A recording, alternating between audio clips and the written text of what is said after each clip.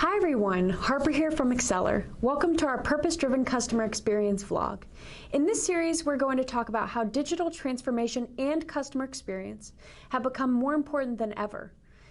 In the wake of COVID, companies proactively embracing this change are thriving, and those resisting are missing out on opportunities during the CX revolution. We hope you find this series thought-provoking and helpful. Be sure to like and subscribe to get updated on our latest episode releases. And without further delay, let's get started. Joining me today is Mark Withington, Principal Consultant and CX Leader at Accelare. Today, Mark is going to talk about behavior economics, a fundamental part of purpose-driven customer experience. Thanks, Harper. Hi, everyone. As Harper mentioned, I'm going to start to unpack the three elements of purpose-driven customer experience by briefly talking about the theory behind the approach and then provide an example of how that theory is applied in PDCX. Purpose-driven CX leverages three well-established disciplines.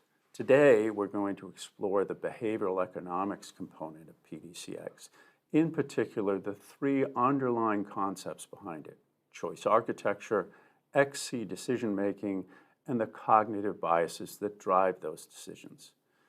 We'll do the same for the other two elements of PDCX in future videos.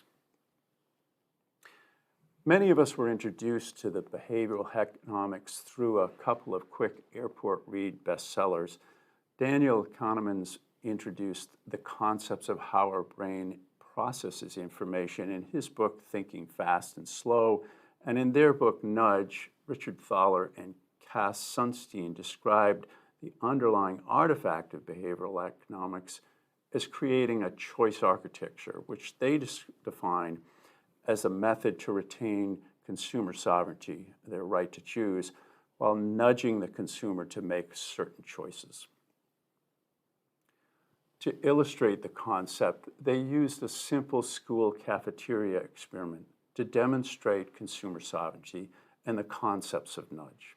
What they found was that by simply inverting the order in which food is presented in the cafeteria line yielded a vast improvement of the students' dietary habits.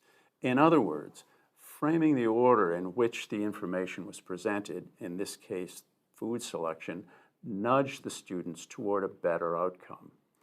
The reason this happens was articulated in Kahneman's book, Thinking Fast and Slow, where he described two decision-making systems within our brains.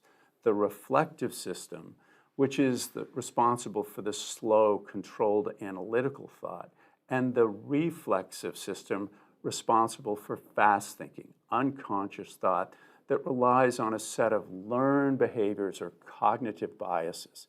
We'll talk about cognitive biases a little later. By and large, the reflexive system handles the lion's share of our daily decisions, and in doing so, protects the reflective system to focus on the trickier, more complex questions. Interestingly, most organizations want to present to the reflective system, ignoring the sentry role of the reflexive system, and as a result, their message fails to gain any traction. As mentioned earlier, the reflexive system uses a set of cognitive biases, those general rules of thumb and guiding principles that we learned over time, often ignoring the facts that the reflective system would rely upon. Here we can see the framing bias that was illustrated in the cafeteria choice architecture, for example.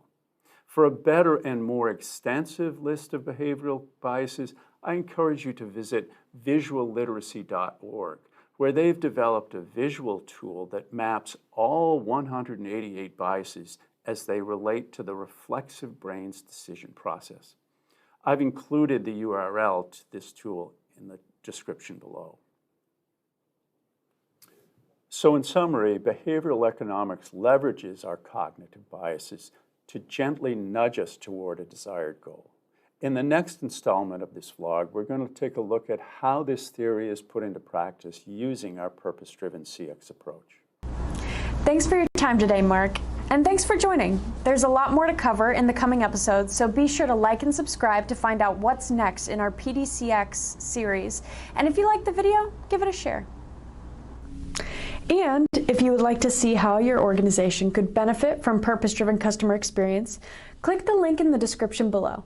You can assess your customer experience maturity level and CX readiness in 5 minutes by quickly ranking your organization, and then you'll receive a free custom report based on your current CX state and needs.